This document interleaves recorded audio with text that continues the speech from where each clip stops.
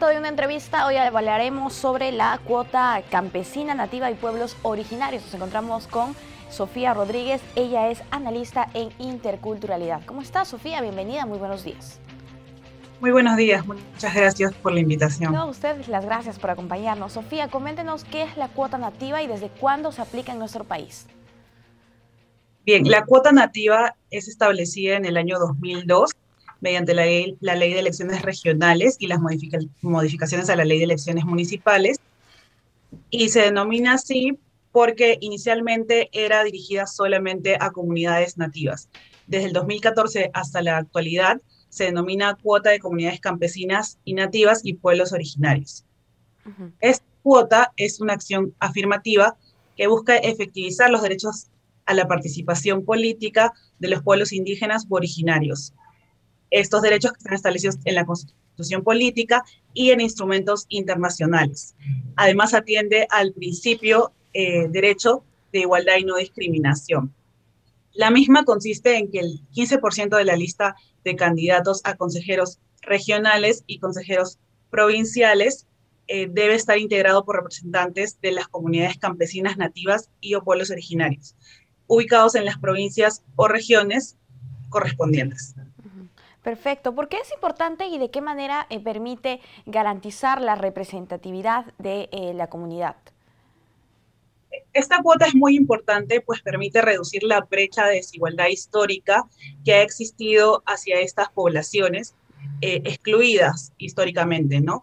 Entonces, permite, al ser una acción afirmativa, visibilizar la representación política de estas comunidades campesinas, nativas y o pueblos originarios a través de sus representantes. Y ha ido en aumento progresivamente desde las elecciones, desde que fueron aplicadas en el 2006.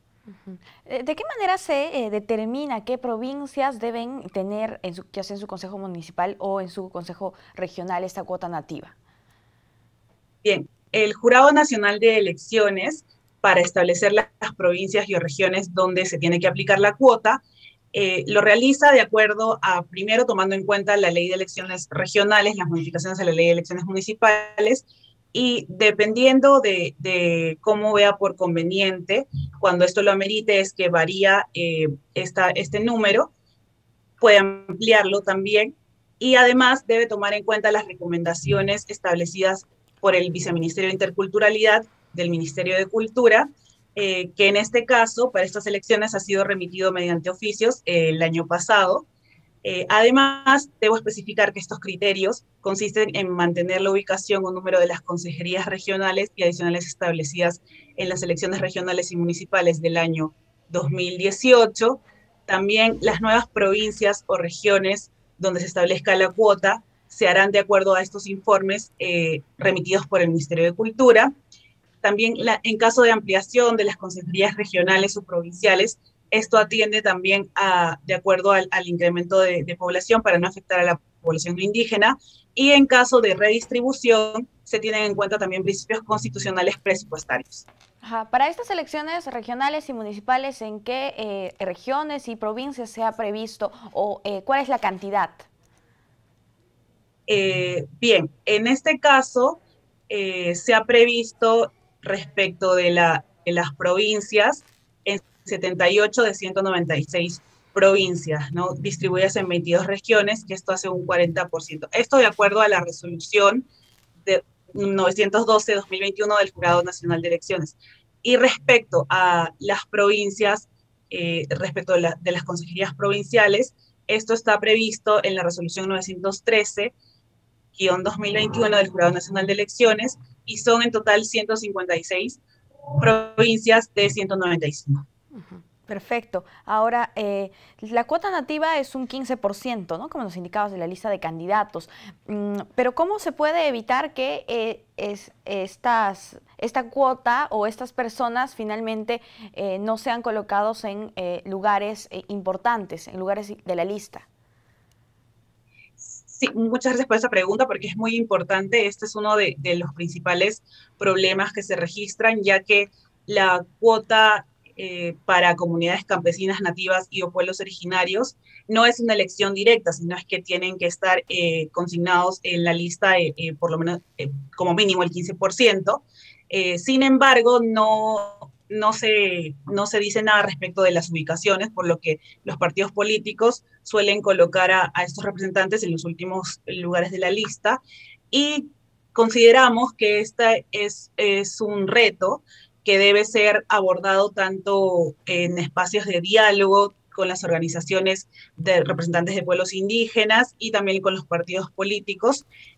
Muchos autores académicos indican que en realidad no habría incentivos para los partidos políticos, pues ellos considerarían que no es una, que no les da una victoria electoral el hecho de considerar a poblaciones excluidas históricamente. Sin embargo, es importante también a través de intervenciones educativas y capacitaciones hacia los partidos políticos hacer incidencia de la importancia de la representación de los pueblos originarios, por lo que es necesario que se coloquen al inicio de la lista, ¿no? Entonces, es importante también los espacios de consenso para que tanto los pueblos indígenas puedan remitirles esta preocupación a los partidos políticos y puedan tener mayor representación y mayor visibilidad también en las elecciones regionales y municipales. Ajá. Y además, ¿cómo debería ser la selección de los candidatos? Porque finalmente tienen que ser personas que realmente representen a su comunidad.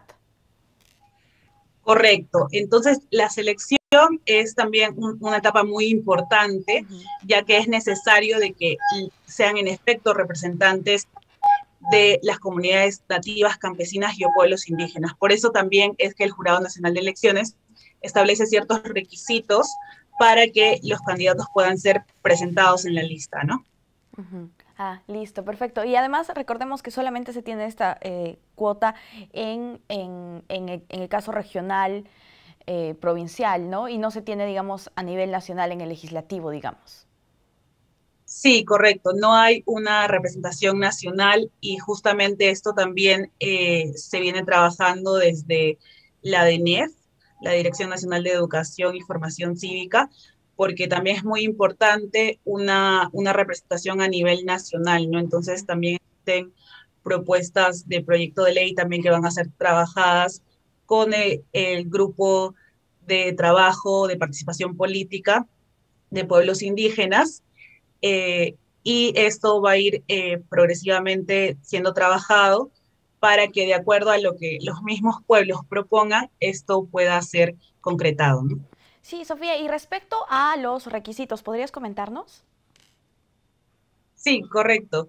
El procedimiento para la inscripción de candidatos representantes a comunidades campesinas, nativas y o pueblos originarios, de acuerdo a las provincias o regiones establecidas, es de acuerdo al artículo 12, inciso 2 del Reglamento de Inscripción de Fórmulas y Listas de Candidatos para Elecciones Regionales 2022 y también por su parte del Reglamento para la inscripción de listas de candidatos para elecciones municipales de este año, que también consigna diversos formatos del mismo, ¿no?